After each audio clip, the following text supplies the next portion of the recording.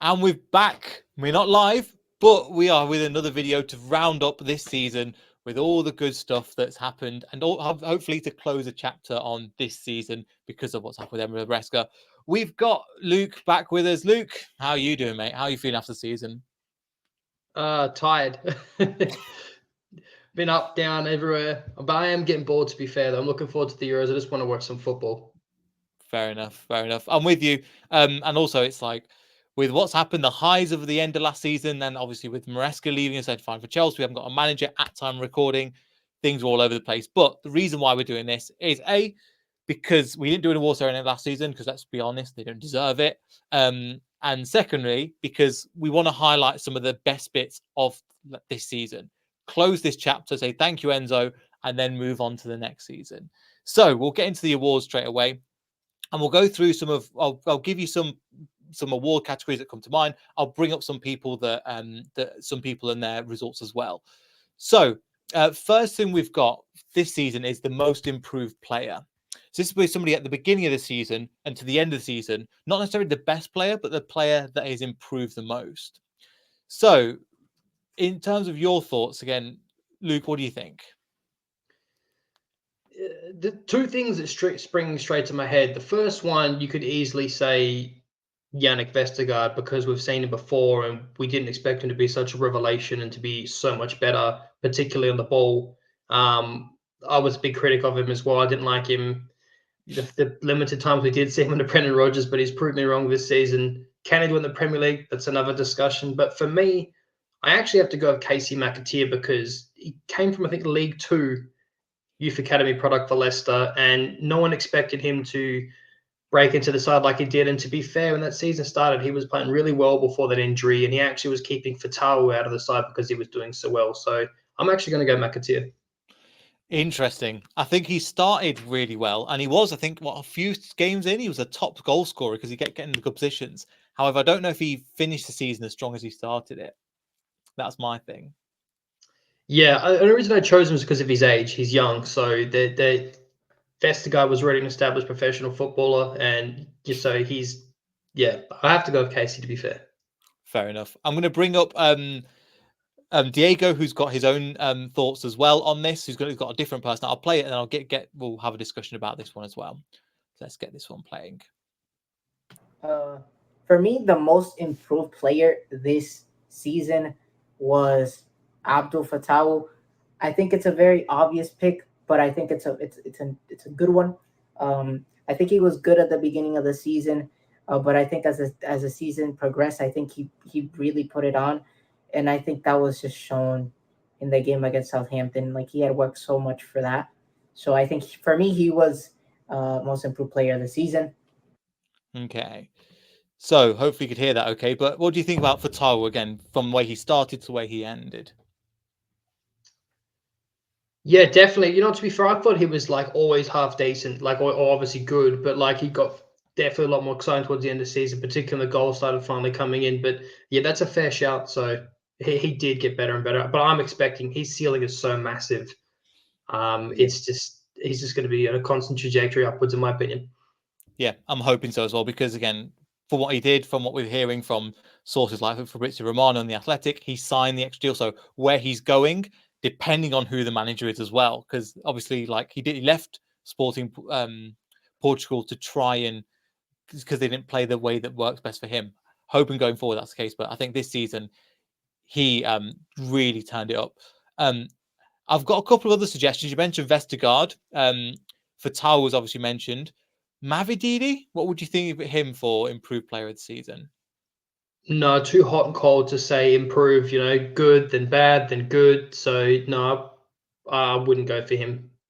Fair enough. And the only two other players that I've got, in Didi, who's improved a lot during the season, and maybe even KDH. KDH, I think, in my opinion, like that, not the season last in the Premier League, the one before we finished eighth, that for me is when I felt like he was the most improved player. That's where it felt like when I think he had one decent FA Cup game and he kind of kept his spot on the side. That is when I thought, he was looking better and better every game. That was the season for the most improvement for me. I think the season beforehand, he got player of the season at Luton, I believe. So back then, that's when I was at that wavelength. As for Ndidi, I think that's a great shout, particularly been playing in a different position. So you could make a fair argument for that as well, mate. But again, these are players that have proven in the past that they already are good. So that's why I kind of struggle for those more experienced sides to say they're the most improved. That's why I choose someone young like McAteer, or a fair shout, your mate picking Fatawu. Fair enough. Yeah, so that's Diego again. I'll leave his link to his Twitter down below if you want to go and check him out. He will be featuring in through this as well. So for me, it's such a tough. It's a tough one. For me, it's between even Vestergaard. Fatawu was good. I'm stuck on this one. Are you still stick with KK McAteer, or I'll give you the final say if you want? No, I don't want the final say. It's your channel. You're the judge. Oh, this is a tough one. For me, this is the problem where it's a golden problem to have. There's too many players that I'm like, yeah, they're really good. I wouldn't give it KDH because he's been so consistent through the season. A player that started not so good and turned into, I might have to give it Fatawu because he started off as this raw bundle of energy that would go, this guy's got something. And by the end of the season, you're looking against the Southampton game, he's scoring a hat trick. And he probably could have got more, and you can see that is the player that he's going to be. So, would you say young, most improved player would say is Fatawu? Yeah, I'm with you, mate. Fantastic. Yeah, so we'll give that again, most improved player to Fatawu. Next one we've got is young footballer of the season. So before I get your opinion, Luke, I'm going to go give it over to Joaquin, who's going to give me his. So again, for young footballer, I'm saying anybody that was under the age of 25, because otherwise you're getting into, like, for example, KDH, Hamza Chowdhury don't count as young footballers because they're approaching the peak of their career. So again, I'll hand it over to Joaquin, who's going to give his thoughts on this. Hi guys, here my vote for the category of Young Player of the Season. This time my vote goes for Mats Hermansen, because I think that he has been the most important young player for the squad this season. I think that he has a world-class potential, and I'm so excited for see him in Premier League soon. I think that we have a goalkeeper for a long, long time, and that's all. It's Mats for me. So we've got one vote for Hamad Manson again. Luke, what do you think? That's a good shout, to be honest, because that actually did cross my head before you played that video. If the easy answer is Fatawu, but that's something to be said for what he just said about Mads Hermansen. He is, one of those keepers that are in this day and age of football, sweeper keeper, good of his feet, a commodity and hard to come by. And for the deal that we gave him, I actually do think him and Fatawu are actually going to be ones that we can turn a profit on and return to the guard of old, where players unfortunately move on, but we get a fee and hopefully reinvest it. Mads Hermansen, probably the most underrated player this season. I'm actually going to agree with you, mate. I like that shout. Mads Hermansen for me. So Mads Hermansen is a really good shout again. Fatawu is another one. There's a couple of other players that I've got in there. Again, for me, it's between both of those. McAteer potentially is a shout as a young player. Doyle, I think, could be, but I think if he played the full season, it could be the case. But you'd be surprised the amount of players. We've got a young squad, but some of the players that are just on that crisp. For example, James Justin is an under 25, is over 25. There's a few players in that team where I'm like, even Mavididi, again, young player, lots of talent, but still not young player, in my opinion. So for me, it's a tough one between Hermansen and Fatawu. As you mentioned, the obvious answer is Fatawu, but I think that's something that. Let me see if I can play that one. That's something that. Well, you got any thoughts on that at all? I think the easy answer is Fatawu, but that's much more, I don't know what you call popular position, or just a lot more common position than like a goalkeeper. So it's like a bit niche, a bit more harder in my opinion. So you could argue that you can make arguments against it as well, to be honest. But I think I'm going to stick with Mads Hermansen. I think everything starts from how he played this season out from the back, and that begins with Mads Hermansen. Yeah, that's a good point. I think Diego also mentioned that Fatawu was young player of the season as well, which I was going to get his thoughts. Actually, I'll play this just quickly. Young player of the season for me, again, Abdul Fatawu. I think there's really not that many other players from our squad that were as good as Abdul. He was just pivotal for us on that right wing, and I think that he'll only get better with time, and I'm very happy with what he did this past season.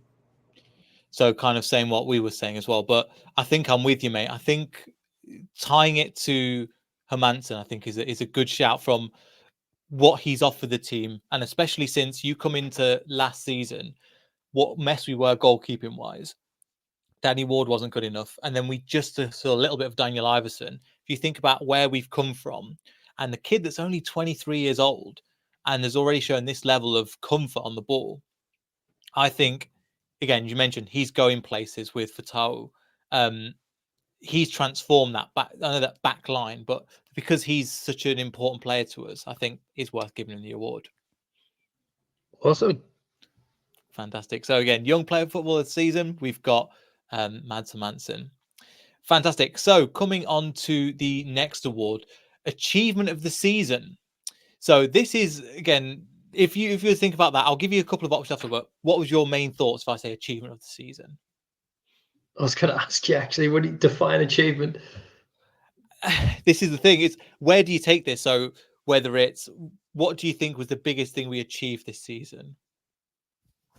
Oh, okay. Actually, I know exactly what my answer is. For me, this is what really breaks my heart as well as we record this with Maresca now obviously being gone. But the biggest achievement for me was the morale turnaround at the end of last season. I think I remember one of the videos of you and Ant being dejected and saying, "Drain the swamp, burn it down, start again."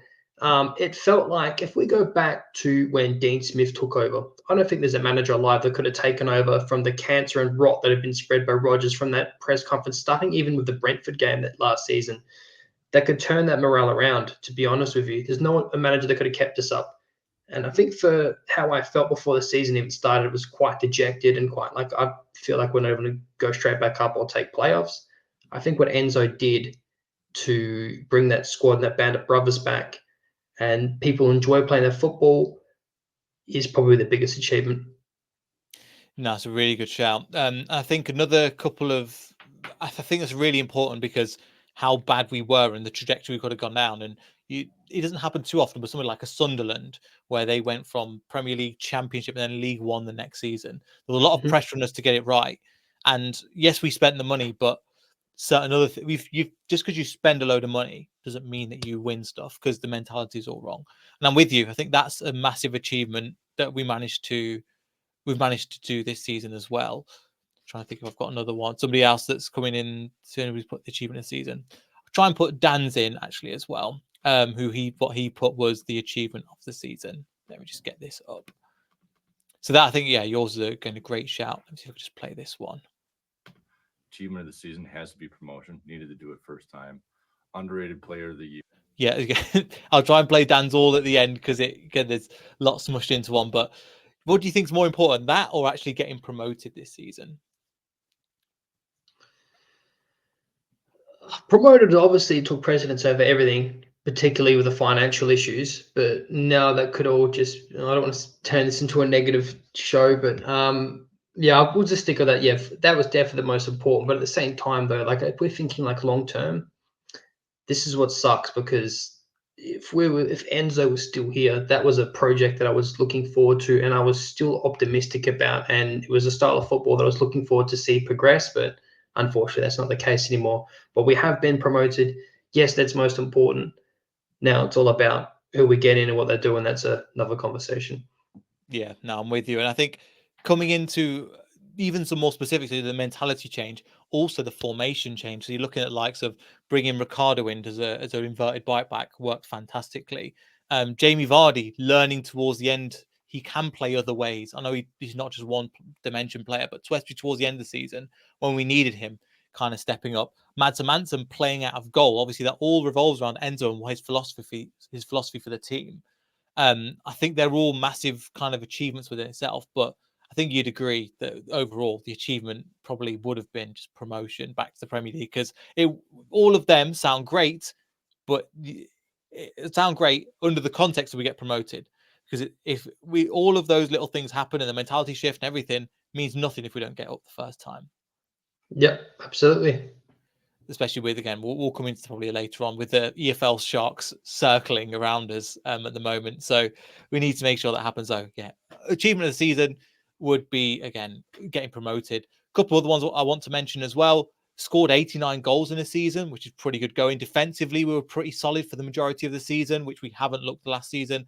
And also a little caveat I want to mention, keeping the likes of Ricardo Pereira and James Justin fit and not having a major injury, especially to likes Ricardo, as small as that is, that's something that basically could potentially have wrecked our season, especially with the likes of Ricardo, because of the long-term injuries that they've both had at the club. That's huge, isn't it? And if we think about it, they're the two players that I expect to be first on the list to go before the season even started. And I think it's actually because of their injury record that they stayed. Or Enzo, you could argue, I'm not sure. But yeah, that is a good point. Yeah, so I'm with you. So again, obviously promotion, but again, I thought I'd want to mention those other bits as well.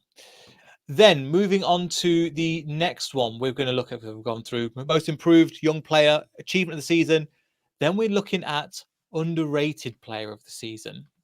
So who do you think, again, in terms of your rate, I'll play Glenn, who, again, thanks Glenn for submitting your video as well, who's got a interesting shout for underrated player of the season.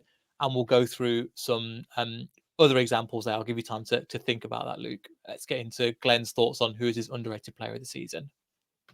So Neil gave me the category of most underrated Leicester player for 23-24. I actually found it a difficult category to decide upon, as I struggled to think of a player that was actually underrated. I mean, we all either rate a player or we don't rate a player, but it was a difficult decision for me to make on this. My eventual choice will probably have people saying, well, he clearly knows nothing about football. And to be fair, many of you have thought that for years, and they're probably right. But my underrated player of the season for 23-24 is our own number 9, Jamie Vardy. All right, hear me out. There's many of us that thought that we'd probably seen the end of his days, or certainly at least the best of his days were gone. Surely Daka and Nacho were going to obliterate the championship, being backed up by the likes of Cannon. But Jamie came through when some of the others didn't. At 37, he still managed 20 goals last season, and that was from only 18 starts. Of course, that making him the top goal scorer too. His average goals per 90 minutes was 0.92, with his goal involvement per 90 being a whopping 1.02, guaranteeing you a goal or an assist during every 90 minutes that he played. Of course, I'll rate Jamie Vardy forever. He's the GOAT, but I didn't think that he would have had such an impression on the season that he actually did. But, of course, we're all very glad that he did too. 10 more years? Well, we've got at least one more out of him, and then we can just give him the keys to the club as far as I'm concerned. Much love to everyone at Beyond the 90, and we'll see you soon, back up where we belong. Again, thank you so much for that, Glenn. Really appreciate that. But again, Luke, what do you think? Underrated player of the season, Jamie Vardy is a shout. First of all, powerful moustache from Glenn. Shout out to Glenn. Yeah, that's a good shout, to be honest. For me, one of them you could say, again, going Mads, just because of like the difficulty, like the balls it took on him as well. Like the first 10 games, like he did not play like a young lad. He played like someone very experienced, very confident, very scary at times, but I liked it, to be honest. But for me, my answer is actually going to be Ricardo Pereira, purely because the reason why he's most underrated, in my opinion, is because of his ability at a high level to play multiple positions, high pressing 8 if need be on both sides of the pitch, and inverted wing back, both sides of the pitch if need be. He can swap. The formation changes with Ricardo Pereira in and out of possession. If you look at us before we start, we play for back 3, kind of like a 3-2-4-1. And then out of possession, he dropped back into more of a 4-3-3. No one else in the squad's been able to do that. Everyone's had their certain roles, but in terms of changing positions and then the whole shape of the team dictated around him, you have to go with Ricardo Pereira. It's a really good shout. It's one that I think that Dan mentioned as well, Ricardo Pereira, for his underrated player, and I agree. And just to back up what you were saying, he also played in the high 8s as well. I've never known a player to be that at times where it wasn't working and his position wasn't quite breaking down the teams. They pushed Ricardo into the high 8 position, and at times he was playing ahead, scoring some goals. And we'll talk about team goals and things in a second, but I think it's a really good shout. I'll give you a couple of other names that I've thought of in the meantime as well. As an underrated player that, again, might not look good from the outside, but has turned up at certain times, I'd potentially put Yunus Akgün in that position. Just from when he's come in, he's delivered, he's gave it everything, and then he's had to be subbed off. Kind of like the Shinji Okazaki in 2015, 2016.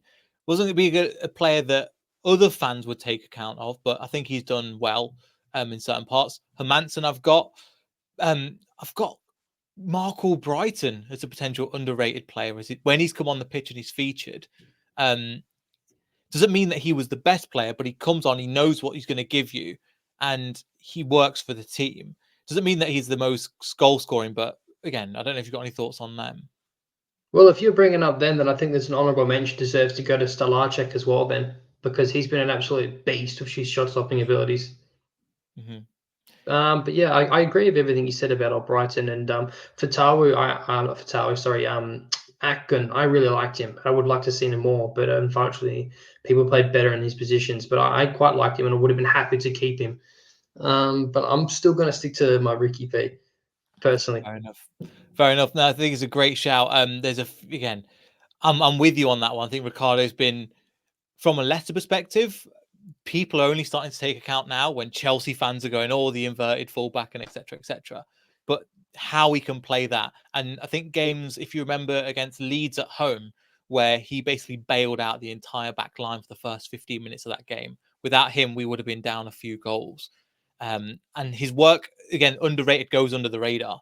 What he does off the ball, what he does on the ball, his partnership with Winks has been really good as well, but I think Winks is more rated and people pay attention to him more than like Ricardo.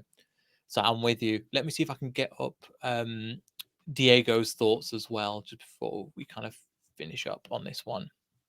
Of the season, for me, I think it's a very obvious pick, and I think a lot of people might not agree with me.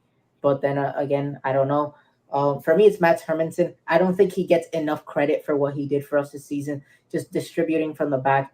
Very key player, just helping us and build the play. And he just never really stepped a foot wrong. I think he had an amazing season. So, Mads Hermansen for underrated player of the season. What do you think about that? Yeah, it's very close to me as well, because it's, you know what, I would probably going to change my answer now because Pereira is rated. I just don't think it's appreciated, the versatility of his role. So yeah, Mads definitely underrated. Sometimes we made a few mistakes, but we're always going to make them playing like that. And for the most part, I don't think people realize like I remember the first like 4 or 5 games, I remember thinking like, Jesus, the pass on this kid is insane. Like he's just pick point, and then Yannick in front of him, it was sexy. But yeah, it's a fair shout, Mads Hermansen. I think it is as well. And again, it's something that I didn't think of. And that's why I love getting other people's opinions in the video, because I'm like, I didn't think of that. For me, it's a really good shout. And especially his calmness on the ball is borderline scary. Because you look at him, he's like, yeah, he's got this, no problem, whacks out of play. And he doesn't always just pick the easy pass or pick the pass that's a bit more risky. He has got no problem with just going, do you know what, I'm just going to hoof it long to a winger. And I think that's what's really I found impressive about him as well. So, but did you think that still changed your mind, or do you think you're going to stick? Because I'm stick with Ricardo Pereira. I'm torn now. You got to pick between the two. Yeah, I was hoping you were going to answer because I was like, "Cow, I'm in the same position." Oh, we'll go for Mads. We'll go for Mads. Yep, fair enough. So again, we'll give that underrated player of the season to Mads Hermansen. And then we've got next one. We've got best goal. First, we'll get to this one. Sorry, result of the season. So we talk about the result that maybe not the highest scoring, but the result that meant a lot at that period of time. So what do you think, Luke? And you can go high scoring, or you can go to like that was a statement result right there. Jeez, that's a good one. Oh, just trying to think. I think we're going to have to go for the second West Brom game, purely because of like how much we had to hold on, how much they came in us the first 20 minutes. The absolute blinder from your boy Chowdhury. Absolute cracking game for him. I think I'm actually going to have to go for that game, mate. I'm pretty sure it was Plymouth and Millwall were just before that, I think, if I recall. And that was pretty dire at the time. So I'm going to actually have to go for the second West Brom game. Yeah, that's a really good shout. Again, I'll play. There's a couple of other ones that I want to mention as well. I'll get hopefully Dan's video and I'll get Diego's video on it as well, just to get their thoughts. The season,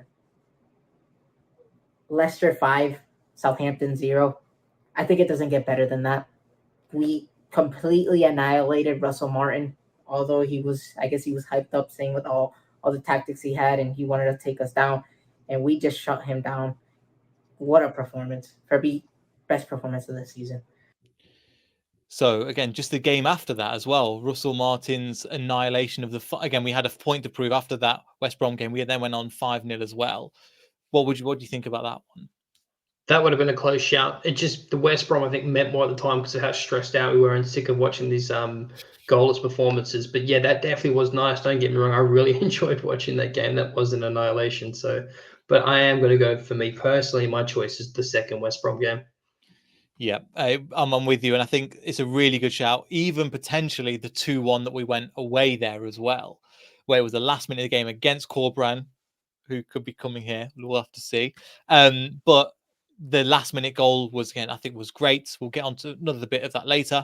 But a couple of other ones. I want to mention Southampton at home, 4-0 Plymouth at home as well. Daka Mavididi and Fatau smashed it 4-0. I think it was 1-0 at half time. We just took it on to another level then. Want to mention a couple of other ones. We went away to Stoke and beat them 5-0. A game that doesn't get mentioned as much. And I remember Fatau comes off, JJ comes onto that right wing and plays a beautiful ball over that Vardy scores. That was a great game. And then I want to get another game. Even though we lost the game, I want to really put a statement. And for me, that was Chelsea 4, Leicester 2. The fact that we were 2-0 down, coming back, I know we lost 4-2 at the end, and people would argue going, yeah, but we lost the game. It was how we performed in the game that even though the result wasn't there, it to show that we could go against the big boys and take the game to them, be it until the red card. And even Chelsea fans saying, well, that red card did change the game and allow Chelsea to come on to us. But I don't know what you think of any of those. That's a good shout. But one of the Birmingham games, the one, I forgot which one it was, where Mavididi went to the side because I think that was one where we were getting pants the first half. Yeah, Birmingham. Yeah, I think it was the FA Cup game. That was a good win as well, just to come back and utterly just change the game. But no, that's a decent shout, the Chelsea game. I think the final score was quite harsh and didn't really reflect of how that game was really played. And that red card changed things because it looked like we were going to actually win that game, or at least they looked nervous and we looked confident. It's a good shout. Yeah. There's a few, again, I just don't want to go on the high scores, but again, there's a few. I think Dan also mentioned, again, I'll play Dan's video in full at the end just because there's 4-second clips. I'll just play it all at the end for you so you can get the full context. But he also went for West Brom at home for exactly that same reason. So what would you say again? Would you still stick with West Brom at home over the 5-0 to Southampton in the next game? Yeah, I would. I honestly would, because we needed that, mate. We needed that. Yeah. So even though it was, again, a high-scoring game, the fact that, again, it's a really good shout, and I'm with you. I'd go as well for the 2-1 against West Brom. Fantastic. Then coming up to, let's see if I can get another one we've got here. So goal of the season is the next one. So this is quite a contested one. We've had 89 goals in total. So there is a lot to choose from. And there's been a few worldies within there. But if I say to you, what's your goal of the season? What would you say, Luke? Give you two options. Harry Winks against QPR, absolute screamer. And the second one would be Fatau against Bournemouth. That's both of them that I've got here as two of mine. Fatau Bournemouth, I've got Winks against QPR away. I'll play again. I'll give you Diego's thoughts on that one as well, because he's mentioned one of those two as well. Season. I think a lot of people will agree with me on this, but just Winks versus QPR away. Just the way he timed the ball, the way he hit it, the way it went in the back of the net, it was just perfect. Just beautiful. Just there's not a better goal than that. I know that the club voted. I think it was another goal that the club voted. I think it was JJ's goal versus I don't know who, but for me, beautiful. What a goal. So again, James Justin's another one that I had on the list. If you can remember his goal against Cardiff, outside the box, came to him, had no reason or no right to shoot from there. and just smashes it in against Cardiff. I thought that was, look at the goal, went, oh my God, it's a player that we don't normally associate with shooting outside the box. I think he absolutely smashed that one. Yeah, I remember that goal. Similar position. He looked surprised that he scored. It reminded me of that goal the season before that Castagna scored from outside the box. I can't remember what it was, but do you remember the goal? He looked more. He looked like he couldn't believe it went in. Reminded me of that goal. I can't remember what it is. Sorry, but yeah, no, that's a decent shout too. But yeah, I think the Fatal one was the Winks one was real exciting because it was last minute and it got us the win, and it was an absolute screamer. And the Fatawu was, I can't remember if we were in extra time but it was right at the last minute as well. I think we were in extra time, I believe, for that goal. So that made it even more exciting as well, and it got to see how we'd fare against a Premier League club for the first time. So I'm going to go for Fatawu's goal just. Yeah, so I'm with you. I think it is a really close one. I think I actually like the James Justin. I genuinely agree with the club. I think the James Justin goal was amazing. Another one I want to put in there, and there's two from him that were really good. Mavididi, one against Plymouth. I think it was the fourth goal. If you remember, he goes past and he doesn't. He's like, "Why are you holding on to the ball?" And then he just sits everybody down one by one. Then he puts it in the left hand side of the net. For the 4-0, the fourth goal, if you remember that one. Yes, vaguely, yes. So he sits everybody down. I thought the opportunity's gone, and then finds a space. Finally, then he puts it away. Another one for another goal was his against Chelsea for the 2-2 I was mentioning earlier. Comes inside, very honest, he didn't do very much all game in terms of couldn't really take on his man. Finally gets that yard of room and whips it. And I think we were watching the game together, and we just went, "Oh, that's a phenomenal goal!" Yeah, I remember against now. such a good player, against such a good team with such good quality of players. Yeah, that's a fair shout as well. Geez, yeah, there's been some bangers, but I'm just thinking like we're talking like absolute screamers. It's going to be between JJ, Fatawu, and Winks. I'll let you choose this one, mate. Let me see. I'm trying to think of other ones that other people have mentioned. Best team goal again. Dan's gone with Fatawu against Bournemouth as well. So again, that one seems to stick, and he went for that for best team goal and best goal of the season. For me, I'm gonna stick to my guns. I'm still gonna give it to JJ just because it was so unexpected. The Winks one was unexpected because we needed it, but I don't know, in terms of the goal and oh my God moment, I just think that JJ just tips it that little bit more. That's a fair shout because that goal from Fatawu, we'd seen him take that same shot and score another time as well and miss quite a lot in that same position as well. So I understand what you mean. And yeah, if you were to answer with the way you were most unexpected and what got you the most excited, I think that JJ one would be it. Yeah, I'm with you. No, so I think we'd give it to appreciate that. We'd give you that to again James Justin for his goal against Blackburn against Cardiff away. Fantastic. Then coming into the next one, what have we got? Again, so looking at the orders of what people have answered, what I've got, and then trying to line everything up at the same time. Again, we've got that one. Then we've got this is something that's I don't know how to categorize this. We've got memory of the season. So this is like a single point in time throughout the season where you're like, this is a moment where that's something that's very memorable from the season. I'll give you some examples to kind of rejig your memory that I've got. Winks's goal against West Brom away is kind of like a moment of wow, we're here, and we can find a way of breaking down and winning. Mavididi's goal, the second goal that you mentioned against Birmingham City, is it like going to be in the result of the season? No, but it's that goal and what it meant to the club, him taking his shirt off and holding it. Thought that was a good one. And also, I was in the ground for this one. West Brom away when the final whistle went. I don't know if this displayed on TV, but Enzo's reaction when he found out that Cov had beaten Leeds and the crowd's going crazy. The fact that we were just in it, the fact that we knew that Ipswich had lost against Norwich that same day, and then finding out a full time when they were playing the same time that Coventry had beaten Leeds, which makes that gap just that little bit because it was back on par. Don't know if there's any other memories that come up to you from the season. I loved the Dewsbury Hall celebration after the second goal against Cov at the start of the season. I really liked that. That was the first game. That was awesome.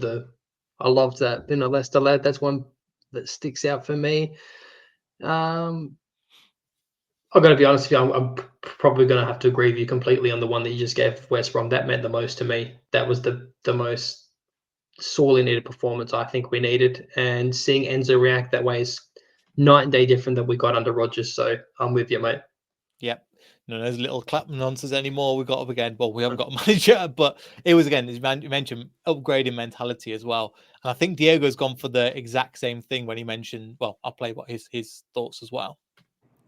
Memory of the season for me, which is funny enough, but I think for me the memory of the season was definitely winning the M69 derby against Coventry the first way. I think I was at home. Beautiful. What a result that was. I think it was a derby. It was like one of the first derbies we've had in a long time, because in the Prem I think we don't really have derbies. So to have an M69 derby and to win it, beautiful. So yeah, he again, another match he mentions about. I don't know if you remember much about the first game of the season against again the first game of the season, if you can remember, against Coventry, and the way that we set out that game. Yeah. So what was the question? What do you remember of the first game in terms of the memory of the 2-1 against Cov? I remember thinking that was one of Doyle's better games. Where the first time we seen him, I remember thinking, can this progress? He was really highly rated. I was kind of on the fence towards the end of the season, to be honest with you. But in terms of that game for me was, it hadn't clicked yet.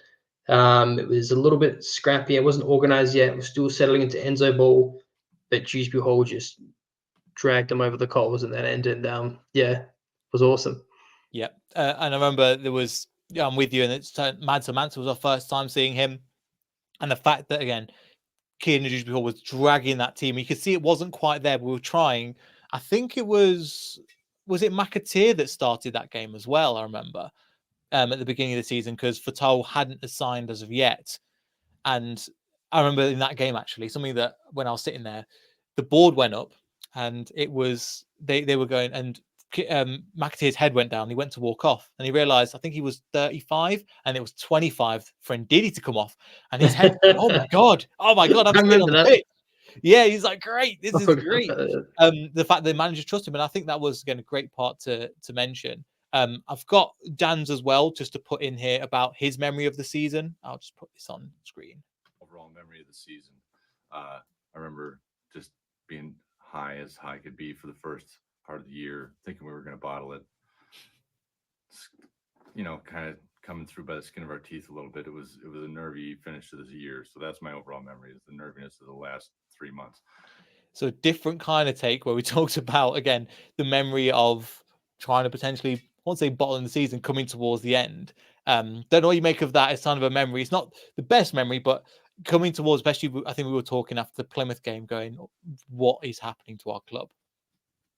Yeah, I remember watching that with you and being like, what's going on? That was painful to watch, that 90 minutes. I remember that, and it didn't feel good. I think that morale right there and how we felt and how frustrating it was we're in that particular period is why a lot of people are not that fussed that Enzo left. Mm-hmm. I'm with you. And I think that you make a good point, and that's something that is really and it wasn't him that saved it. It was the senior players in the team that turned it around. And this is why I think the way that I don't think the same thing will happen at Chelsea. That's probably another question for another time. But I think something similar will happen at Chelsea, where they haven't got the experienced players to lift them up and drag them through that tough time, especially with Thiago Silva leaving. And that's why, well, we'll get into that later, but that's why I think that Enzo Ball will be done relatively quickly within the Premier League. But again, wish him well. He's done a lot for us, and he'll probably get a better job out of it after Chelsea anyway. But yeah, coming back to the memory again. So we've got the 2-1 against Coventry. We've got the West Brom final whistle, Mavididi's Birmingham goal, Winks's goal against West Brom away. Do you have any particular ones that stand out to you? No, I'm with you. I think both West Brom games, particularly that second goal that Wink scored as well, because it looked like it was going to just miss and drift wide, and it didn't. It went in. So yeah, I think both West Brom games. Obviously, the Southampton both thrashings were excellent to watch, but yeah, the second West Brom game for me, just that's when I felt like we're going to come home. We're going to win the championship. Yeah, and again, I think we went 1-0 down in that game as well. Which I can't remember, or we came back. I think we may end up winning the game, but it's a really good moment. So I think that's a really good one to have again. West Brom away. However, I think that the fact that the West Brom at home, the final whistle, I think was the moment we're like, we're going to do it. And I think that belief had just seeped out of the team, and the crowd had carried that team through. So again, I'm going to potentially overrule that one and just go for the West Brom home for the final whistle. Fantastic. Next one we've got, it's a bit of again, I tried to come up with different interesting different ones rather than just going for the same ones the clubs do. I've got best partnership of the season. So again, it's a bit of a trickier one to try and mention. So what I'm going to do is I'm going to put some through. I'm going to put Diego's one first, and I'll give you some time to have a think, and we'll have a discussion on what you think would be what the best partnerships. We're looking at two players on the pitch that can end up working really well together throughout the period of the season. So I'll put Diego's first, and we'll have a conversation around it. Best partnership. This was a little bit harder for me to think of, but I think for me, I'd probably put Winks and KDH. I think they really went well together. Winksy, I guess, just being there, and I think KDH just knowing where he needed to be to allow Winksy to kind of distribute the ball. I think it was a good partnership. Would be nice to see it in the Prem. So, again, Winks and KDH. I don't know if there's any ones that you were thinking of, Luke. Yeah, straight away. I knew my answer straight away. And I think I know your answer. It's not mine though. For me, it's actually Yannick Vestergaard and Harry Winks. You could also make obviously the same argument between either of those two and Mads Hermansen, because usually Mads Hermansen, he had beautiful passing out the back, and it would usually go to either Yannick Vestergaard or even Harry Winks when he already had a man on and he had to straight away send it back, and they got fed wide to out phase and the ball would build and progress from there. But for me, it usually a lot was from Yannick to Harry Winks, and vice versa. A lot of those two would have probably the most passes by a long shot in the whole league.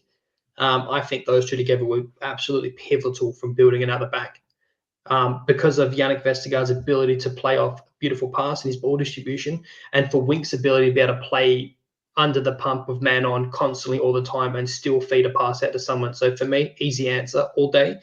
Harry Winks and Yannick Vestergaard. And I think that a fair shout, and I probably mentioned from you, is going to be Fatawu and Didi. So I'll leave it to you. That's one of my options. That's one of my runner-up options is Ndidi and Fatawu, because I think that overrunning lap was great at times. However, I've got one that I think is, I didn't have Vestergaard and Winks. I had Winks and Ricardo as a duo sitting in the midfield. Them two worked from the very beginning and so consistently throughout the season. Vestergaard did play the 1-2 at times, but for me, I want to say Ricardo and Winks. I don't know if you've got any thoughts on that. Yeah, no, it's a decent shout. I just didn't see them link up as much. It was almost like they were like commanding each side of the field and doing their own little battles. But like, it's a very, very good shout, to be honest with you. They're both really playing as a six, really.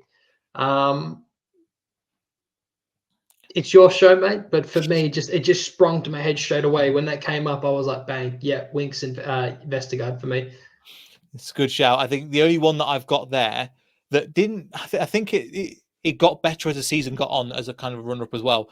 Winks, KDH and Mavididi. There was a nice 1-2 link up down that left-hand side. However, since you've said that for the Vestergaard and Winks, that stuck with me quite a lot. Potentially even, as you mentioned, Vestergaard and Hermansen, because they essentially played as two centre-backs alongside each other as well. Yes. I was thinking at times there was good periods of like Vestergaard and Fass, but it wasn't consistent enough, in my opinion. No, and Fast still scares me, by the way. Let's talk about that later. And honorable mention what you just said as well with KDH and Mavididi. I spot on agree, but it wasn't until the back end of the season where we started to see that develop.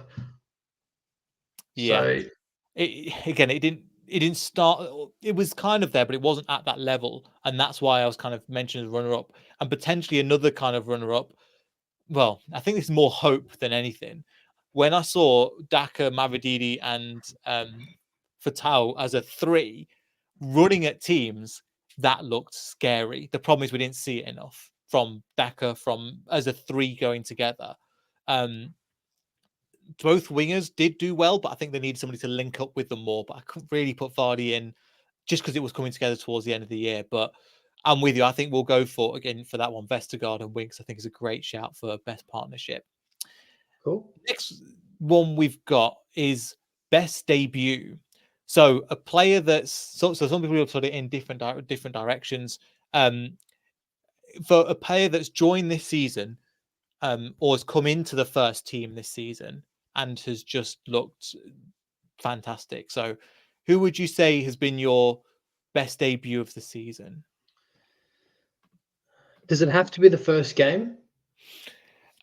It just means they have to have made their, for example, first cap in the league. So, for example, McAteer's in there because it's his debut season, even though he's played for us a little bit in the cup. Easy. Okay. I can't remember which game it was. I think it may have actually been Preston, but it was Tom Cannon's game where he had his brace. That second goal where he beat his defender physically, give him a decent hip and shoulder, as we like to call it in Australia, and was composed and absolutely slaughtered that goal. So I'm actually going to go with Tom Cannon. It's a great shout, and especially his goal he took so well in that period of time as well. Who has Dan put? Have I got something on here? No, I don't think he's put best debut. But again, Diego's put another one as well, which is again I thought was a great shout, which I'll put on screen. Best debut. This one I think is a very underrated one, but I think the best debut for a player was Cassidy versus Rotherham.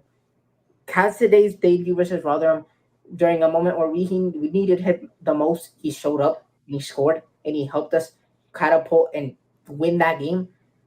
I think a lot of us thought that he was going to be part of the squad. He was going to starting from that game, but as we know, Mauricio Pochettino and Chelsea called him up, and he was taken away from us. But yeah, I think that was the best debut of the season. So I think he meant Cardiff against that one. So it was the first goal he scored against Cardiff. The header. I don't know what you make of that. I respectfully disagree because it wasn't a performance. It was a flash of brilliance at the end of the game. And it was just, there was never really a strong performance for me, unfortunately, from Cassidy. I think he's too slow for the English style league of football. I think he needs to go back to Italy or somewhere else, with all due respect. I just don't think he'll ever cut it here. That sounds harsh, and maybe I'm wrong, but for me, I never really seen that full 90 minutes performance. You could see it starting to get a little bit better and click before Chelsea recording, but never did I think, oh, wow, we've got a player in our hands ever. He kind of sort of was a little bit of a dream Tete style with that header goal, in my opinion. Yeah, no, I see what you mean. And as a moment, as a debut, there was the goal and there was nothing else. I remember saying at the time where he looked slow. He looked like he was a yard off what everybody else was in terms of the way he was moving around the pitch, which I'm with you. And I thought he was all right. And I think that I don't mind saying that in a bad way, but I think he was all right. In terms of the moment scoring, because I think Vardy was going for a penalty, then he just pops it away. I think that killer's instinct was great, but again, I'm with you. It makes sense. A couple of other moments that I've got for Tao. Remember his first goal, where you think a debut because he just came in and looked mental, as in like just a pure raw form of energy that was just running at everybody. I think he hit the post in his first game as well. I think. Yes, I remember that. He proper wrestled it. I remember that now. No, you're right. He was a ball of energy, but he looked excited. He looked like, oh, it's my chance. You know what I mean? Like, and he also looked enthusiastic, and you saw that come out more and more for the season. So that's a very good shout as well. Debut, yeah, for Tao. Even McAteer. It's a tough one. You could go anywhere between McAteer, Fatawu, and Cannon. Yeah, and I think this is the golden problem we have with this is the fact that there's so many good ones to choose from for each category, which is why I wanted to eventually do them. And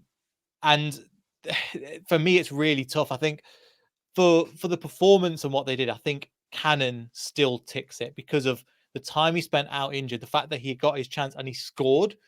And it wasn't just in that game. I think when Cannon's come on, he's made an impact in the game. I think one of the times where he's put on, I can't remember who it was, he was put on left wing and he still managed to get an assist for Vardy. But I think, would you agree that, again, Cannon would be your, in terms of, Brain's got the best debut? Yeah, I would, to be honest with you, because I think it took a little bit longer for Fatawa to slowly grow on you more and more. We could see the, as you said, ball of energy was there, but that game from Cannon, which I think was only second game around that AFCON period, that was like, man, we've got a player here. And I still stand by that, by the way. I never watched a game with Cannon in his limited time playing thinking, oh, he had a stinker today ever. He either got subbed on late or didn't really get any service. Every time he even had a shot at goal, it was on target or he got saved. He never really had any woeful misses, like you could say from 100 from Daka. I still really rate Cannon, and I'll talk about loaning later if you want, but I would actually like to still keep him and use him this season. I actually rate him, mate. I watched that thinking that's very composed for a striker of his age. Mm-hmm. That second goal that we're talking about earlier. I'm with you, and I think that you make a really good point around. I think Cannon, for what we expected from him, how much money we paid him, what kind of player he was going to be, I think he's looking great, especially when now it's announced, the clubs have announced that Iheanacho will be leaving the club. Daka's futures, I think he's 50-50. I don't know what he's going to do, and if he can get another offer from somewhere else and move. But I think Cannon will be great for him. And I think he had a great first season. I think, what was the game? Was he in Millwall where he scored 2 goals and 2 fantastic goals as well? The second one, he just shrugged off the defender and then just like, right. That's the one. That one, it was perfect. It hip and shouldered him and it went right across. It was perfect. It was everything. Beat his man, composed, and then had one-on-one of the keeper and won that. So he like ticked 3 boxes and won that goal. That was the game that I was thinking of. Yeah. Yeah, no, I think that's a good point. I was going to say, and then I think he scored the goal after the game afterwards. He got 3 goals in 2 games for him. I was looking at Dan's mentioned around, he just put individual performance every single game that KDH played. And I went, fair enough. And then I think he mentioned his as well, which again, it's a good one. But I think overall, I think you're right. I think Cannon for best debut, I think he gets best debut for that one. Fantastic. Then we've got a couple more left. Best team goal. So from start to finish, we've seen Enzo Ball at times work really well. We've fed it from the beginning all the way through, not just as the best goal for the likes of JJ, which was the best individual moment, but a team where the play linked up really well. And it was just maybe not the best finish, but the team just played basically, as you mentioned, sexy football. So what was the moment that you could think of for that? Sorry, mate, I've drawn a blank. I know exactly. I just don't know which game was it. I think it was Anil put it up on my season video, and I think it was it started with Ricky P from the back and it worked all the way, and I think Ricky P finished the goal as well. I just can't remember which game it is. I'm hoping you know which game I'm talking about, because that for me would be my answer.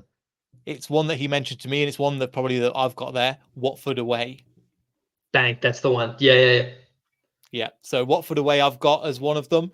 I'll give you a couple of other ones. Mavididi against Southampton away. He missed a hatful of chances, and then we broke from the counter attack. I think for the 4th goal we scored, and it was him for Tau. We've done this a couple of times. Him for Tau, and they're linking up. Jamie Vardy then passed it across. He's got 3 on goal, puts it away. As a team, worked really, really well. And another one. Do you remember the Birmingham away, where Mavididi scored and sits on the bench, sits on the stands like that? The build up to that was great. The fact that we could get the ball, it was, I think, from their corner or their throw-in or something. We hit them on the counter. Fatal gets the ball, links Mavididi through, and he's just belting and chips it over the keeper. I think as a team, that goal worked really well. That goal, also another honourable mention was the game where Fatawu got his hat trick, where Vardy was fed him that goal as well. Very unselfish of him, and vice versa. I think they both set each other a goal up each. That was another shout as well. And they're sliding on their fronts like penguins. Yes, yeah. Yeah, that was really good. I remember setting that as a thumbnail because that was such a good moment. Getting his hat trick as well. So that's a really good point there as well as best team goal. But would you still stick with the Watford game, or is there any other ones you're like, do you know that's a better team goal? There was one that was nearly a goal as well that I just remembered. I think it was Kelechi Iheanacho nearly set himself up his own goal. I can't remember which game it was where he was out deep. He'd fed the ball forward to someone and then made his way back forward and received the ball, and then I think he missed. But if he had scored, it would have been goal of the season. Yeah, sorry, everything's not fresh in my head later on in anymore. the season? It would have been early to mid start of the season. Yeah, I'll have to go back and watch some of the game highlights. Okay, no, I can't remember that one, but I can't remember that one. But what would you say in terms of, is any of those that stand out to you? Watford, easy. Watford. I think I'm with you because I always go, there's some great ones, but that one just come back. And I think literally, I think we watched it with Anil at the time and he just stood up. I think he could see how he was beaming from ear to ear. And I was like, when he mentioned it, I was like, yeah, it's a really, really good performance, a really good goal. So we gave best game goal to Ricardo against Watford. Yeah, in the words of Anil, sexy cutting edge football. Sorry, that's what he calls it. Yeah. More than fine. More than fine by me. And then before we get on to player of the season, which again, there's a few to go through, I've got individual performance of the season. So in terms of one player in one game that changed the game, it's a bit of a weird one, but I've got a couple in my head because I've got around that. But have you got any thoughts around, again, individual players in a game that just completely changed it?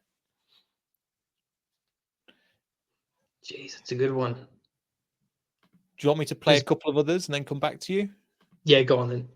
Cool. I'll put the other ones on screen. I'll put there again. I'll put a couple of others on screen at the moment. So I'll put Diego's on as of now. It's one man, and I think I've said him enough, but it's Abdul Fatawu versus Southampton at home. The hat trick. It was just a 10 out of 10 performance. Just the way he ran down to defend, the way he attacked, the way he created space, the goals, everything. It was just a 10 out of 10 performance. I don't think I saw a better performance the whole entire season. Just beautiful, beautiful performance. And I mean, that just showed us what he's capable of this upcoming season in the Prem. So I'm very happy to see what he does. So Fatawu was another. So Fatawu against Southampton. What do you think about that one? It's a fair shout. There's been a few actually where Eunice or Pratt have come on and done a job as well. I don't know. There's been so many that there's not really one that stands out right now. It's just been a while since I've played. I'll let you answer first. So I've got a couple just to run by you. First one I'm going to put in the FA Cup at home against Birmingham City. Stolarczyk saved us because our whole team was terrible, and they time after time they threw the ball against us in the first half. And Ricardo came on in the second half, changed up the defensive line, but Birmingham took so many shots at us, and Stolarczyk made 5 or 6 brilliant saves. Don't know if you remember that one.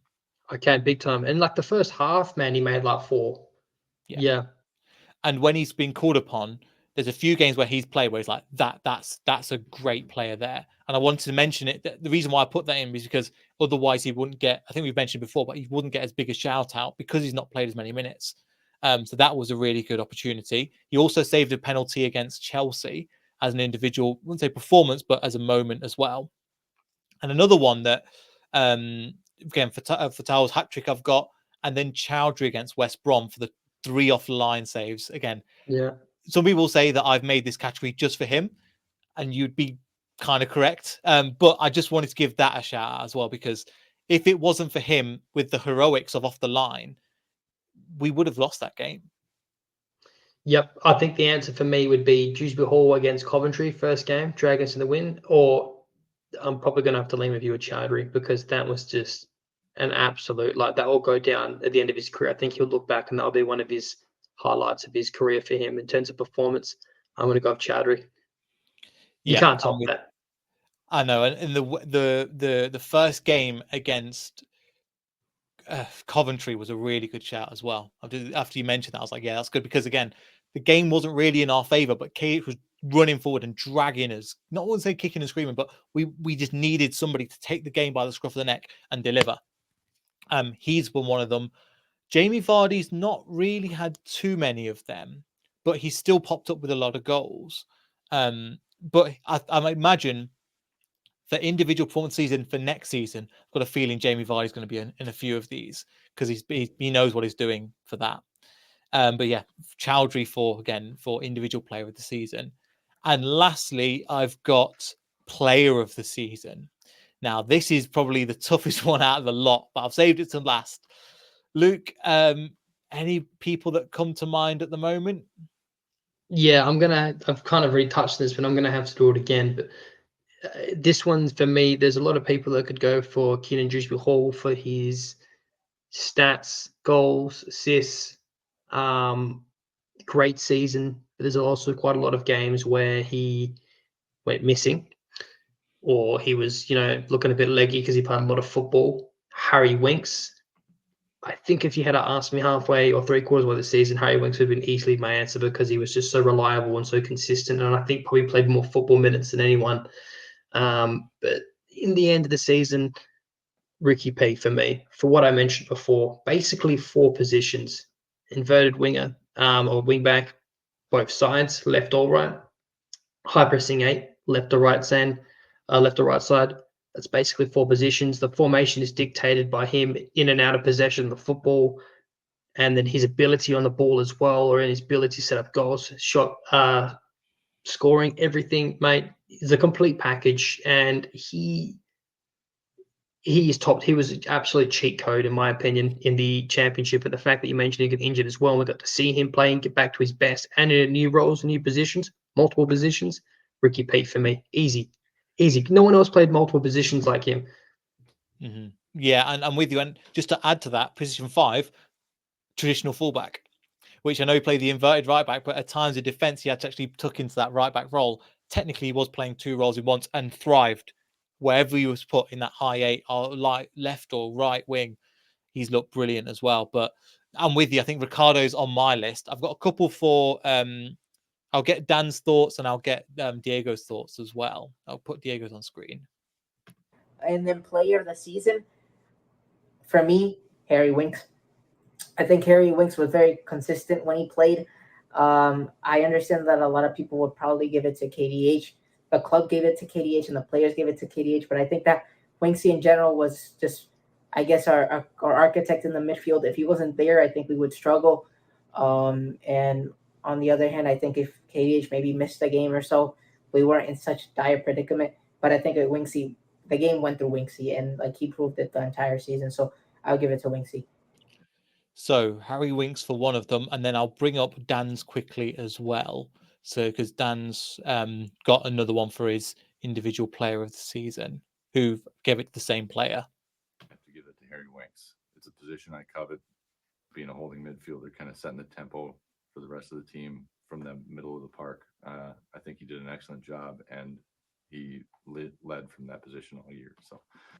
So Harry Winks as well. Again, apologies for the audio. I haven't had time to sort it out, but he mentioned again Harry Winks is another one.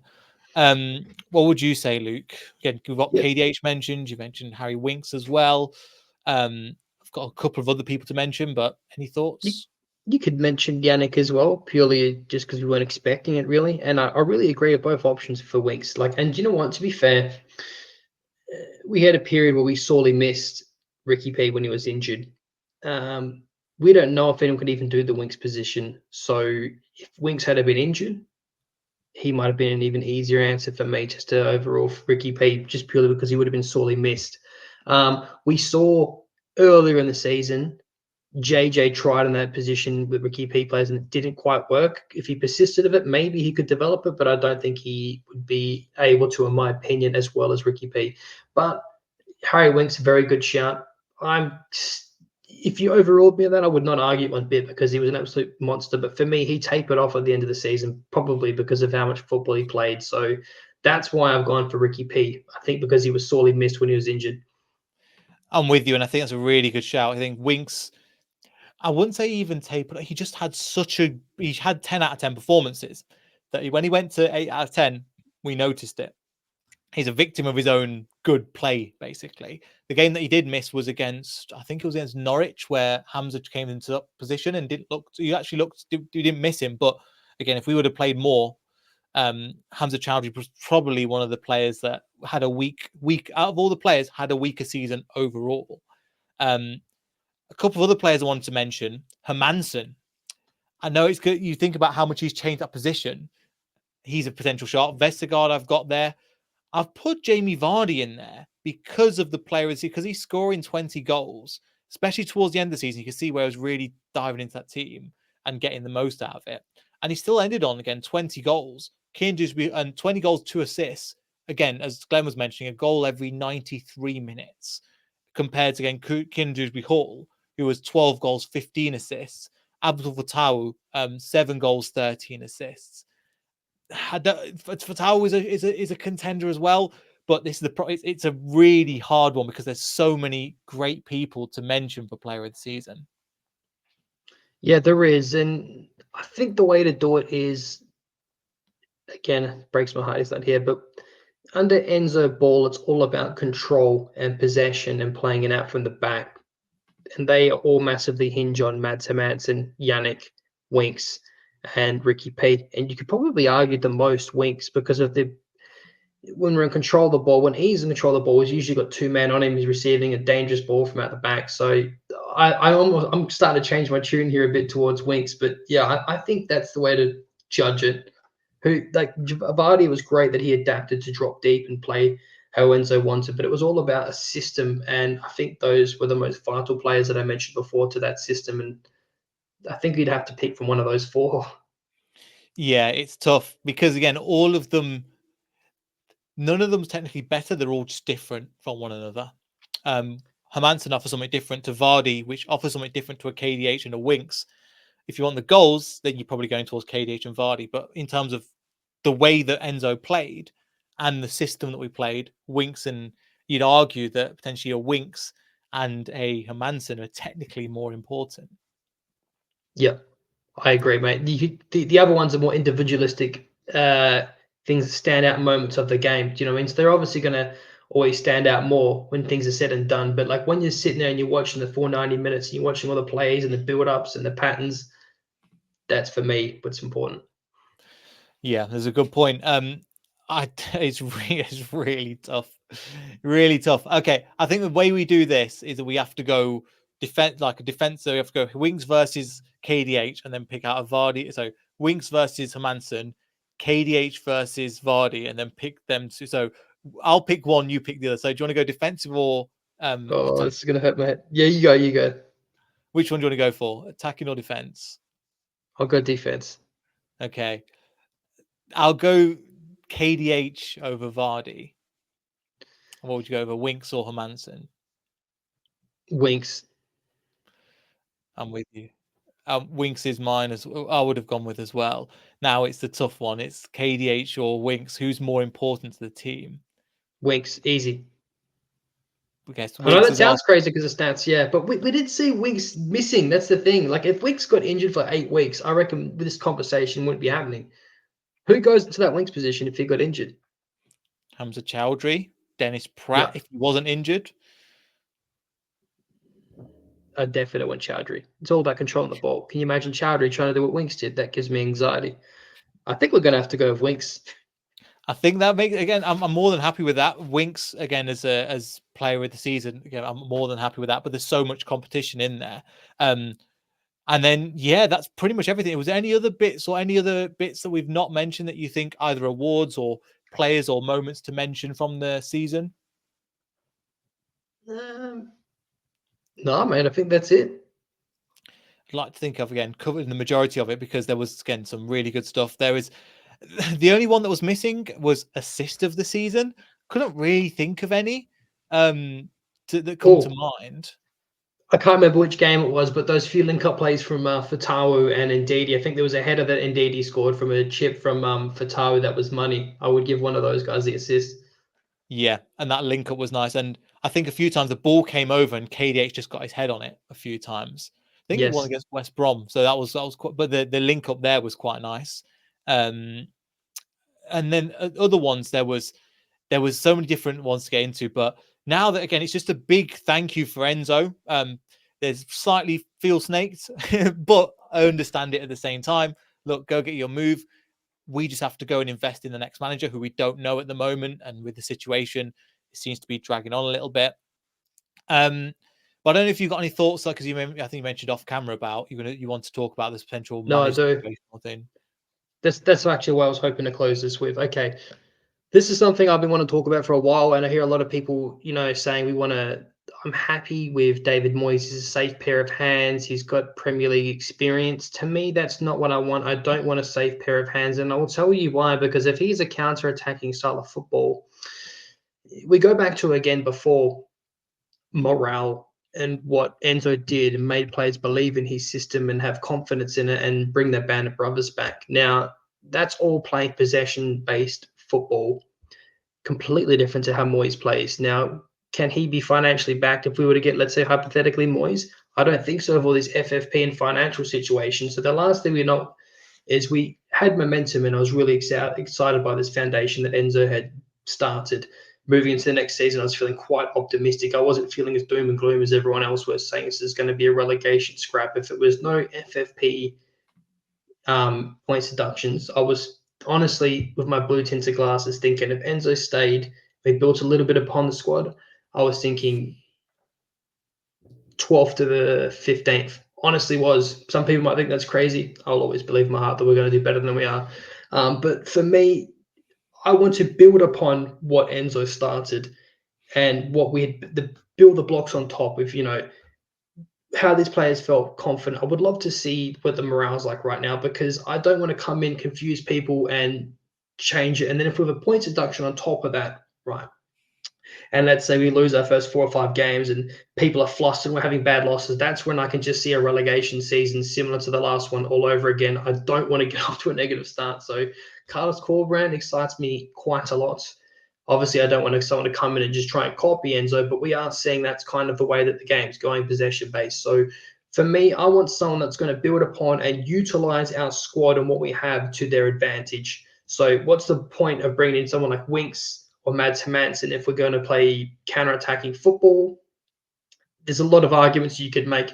Yeah, sure, you could have Samare or Christensen or even Sutar keep his position and stay and come back. So it is quite interesting. But in my opinion, we've got to utilize what we've got to the best of our abilities and to our advantage, not come in and completely change it up when we have limited funds to spend. Yeah, it makes sense. And there was a time that we needed to do it under Claude Puel, but the team was in such a different state. And and you could feel like that 2016, after Craig Shakespeare had just come to an end, that way of playing football just didn't work. We can see we're building on something, and we've signed specific players in there. We mentioned about some of the players. Some of the players are devastated that he's leaving, because I imagine, and I've got no resources to back this up, just getting gut feeling, Harry Winks is probably one of them, because he's mentioned multiple times he signed for Enzo and how he played. Probably Yannick Vestergaard probably would be another one, because his career just took off and improved under this. To throw that all away for a new manager that plays 4-4-2 is just not going to work. And we saw it doesn't get the best out of these players. I'm with you, and I'm hoping Corberán would be ideally, that would be great. There is Steve Cooper has been linked heavily with the job. I'm not really a fan. Whoever comes in, I'll get behind. I think that's the thing. So I'll go, because at the end of the day, staying safe is that. And you mentioned about 12 to 15th. I thought we would get 14th this season. Genuinely, I was like 14th is my like that's the point where I think we'd get. And I'm with you, and I'm hoping. I'll listen to Chris's channel, Left Till I Die TV, so I'm going to mention you'll check that one out, with Rob Tanner on, and he mentioned this is not the time that we need to change everything up. This is the time where we've built a foundation. We need to get a manager to get onto that next level, and Corberán is that next fit. And what I like about him, probably more than Enzo, is he's not just going to play one way. He's not just going to go right. You know, where we got stuck last season and went, why isn't he changing it? It's not getting the best out of players. Corberan will be like, no, do you know what? This isn't working. Let's try something else, and then change it back later, or change it up even more. And I'm with you. I'm really hoping we go after him, because the names have been linked at the moment. Again, David Moyes, Steve Cooper, Graham Potter. I'm just writing that one off because I've got a feeling Me too. he's going for the England job, because that's a massive job. And he was turned down Brighton. He's not going to turn down Brighton and come to Leicester. It makes no sense. Nistelrooy. Nistelrooy's unproven, and he left because he didn't get the funds. So why would he join a club that's going to give him even less? I agree. It scares me, the Cooper. Uninspiring. I don't care about the Forest links. It's just uninspiring. He looks like a guilty mouse that's hoarding treasure. He just has I don't know. He just creeps me out. I don't like him. I've got no reason to not like him. But I listen to some fair arguments to say, look, he's got Forest up. He's kept them up, but I don't. I want an identity. Like, people say they don't care about the style of football. I don't really either, but I still want to build upon what we started last season. Everyone keeps using Burnley as an example and a warning for us, but I think that we have a lot more. A lot of people think that Burnley's squad last season was better than the one they have now, and I still think that we have even in the league below, we had a pretty decent. I still think we would have not got relegated with the side we had this season. I really genuinely believe that. We've got a better squad than came up in 2013-14, in my opinion, because that squad reached 102 points and they just managed to stay up. But I think I can't remember where they finished, 15th or 14th. Yes, we had a terrible season, then we picked up at the end.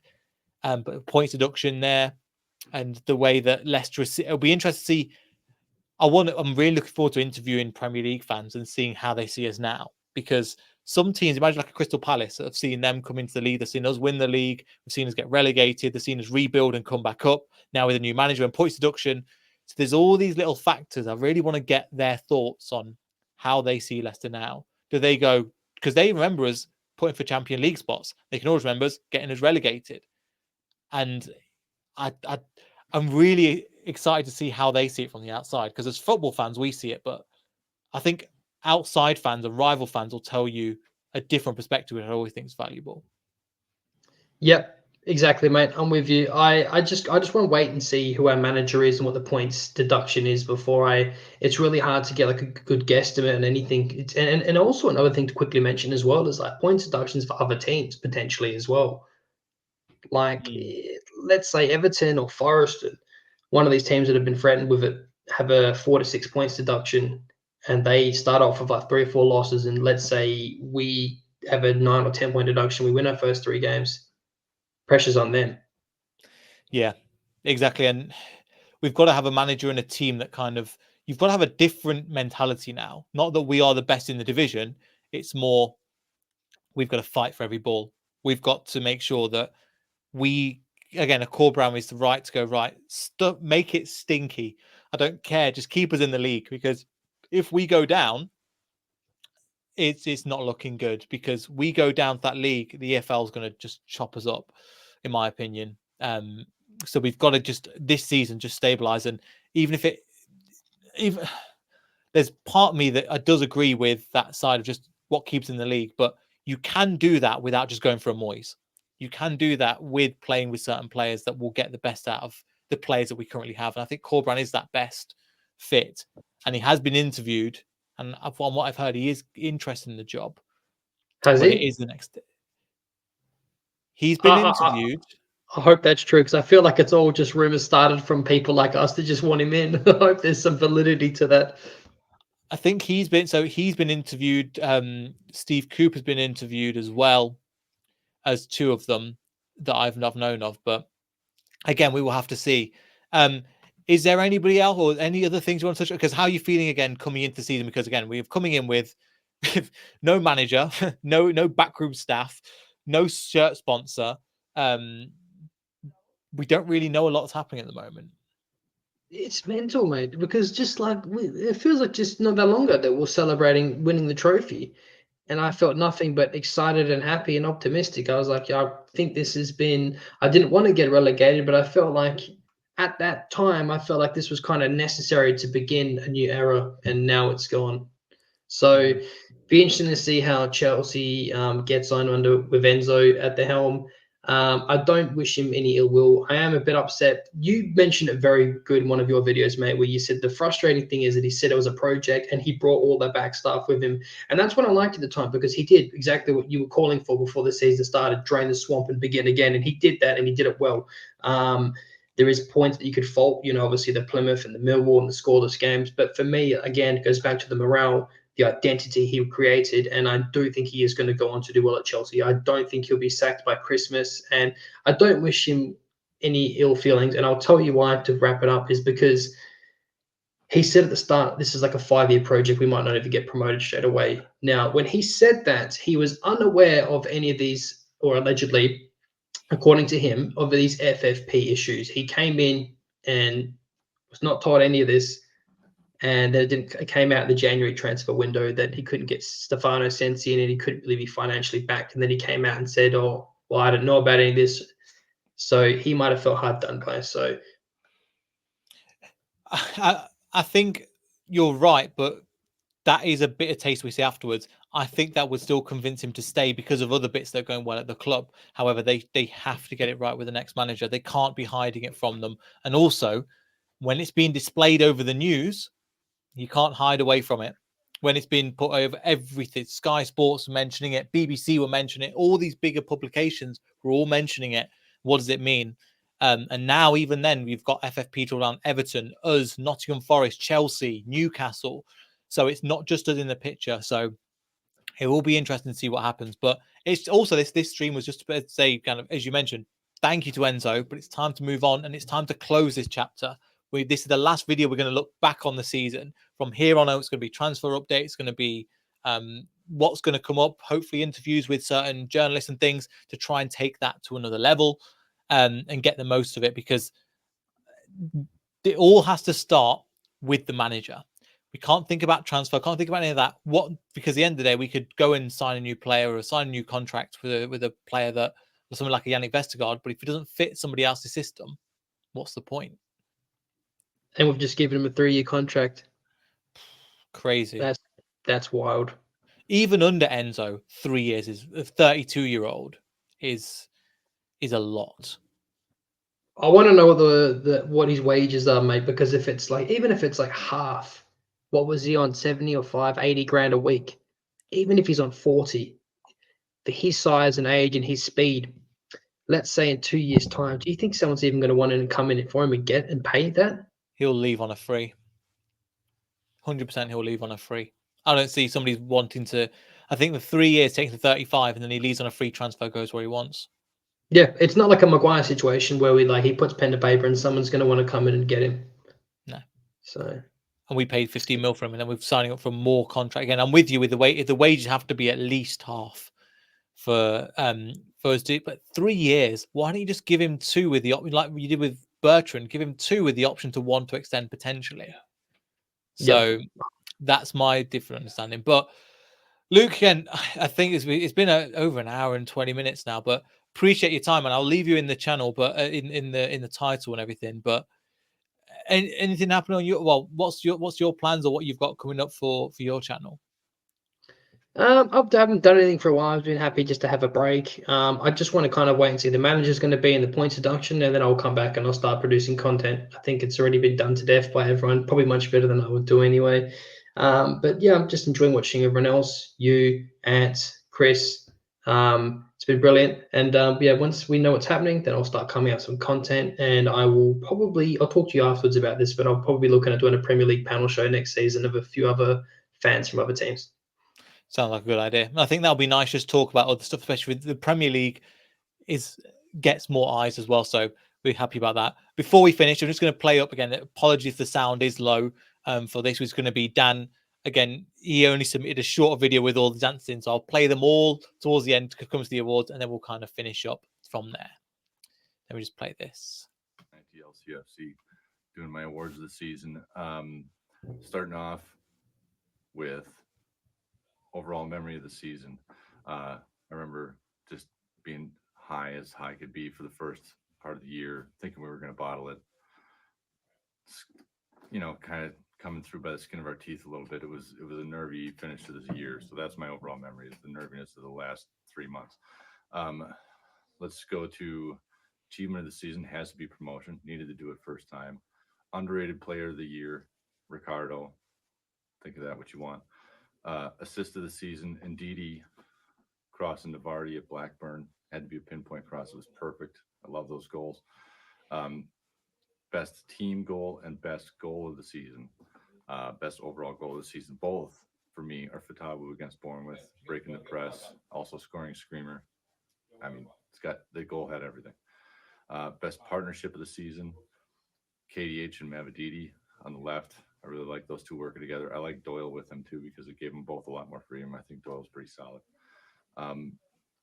Individual performance of the season, I think KDH in just about any game he was in, he was the heartbeat, the engine room, I should say, of the team. Almost my player of the year. Young player of the year, Hermanson. I think can't say enough about his goalkeeping this year, and it's a lot to expect of a young man coming into a new system, a new country. Result of the season, when the run-in was getting tough, we came back from 2 losses and we beat West Brom. I know it's West Brom, but still coming back from 2 losses to win when you needed the points. And I think all that's left is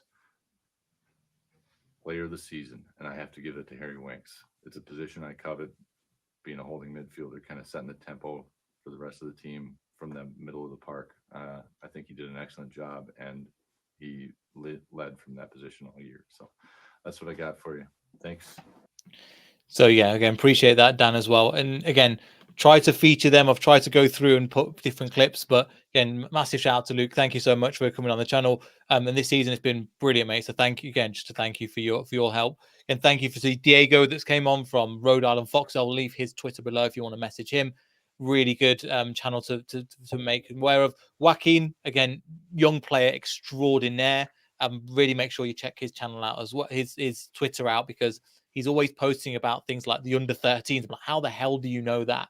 From even being in the continent, let alone the country. Unbelievable knowledge. And then also Glenn, it's a pleasure to have you on the channel. And just a thank you to everybody that's been watching and following so far. So again, we really appreciate you. We'll be back when the transfer window opens.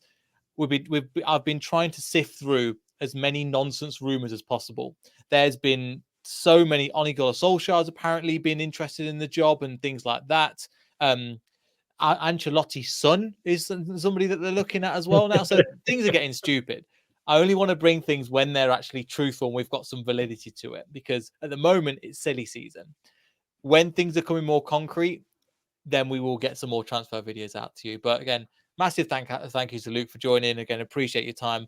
Thank you everybody for a great season, and we'll see you all in the next video. So goodbye.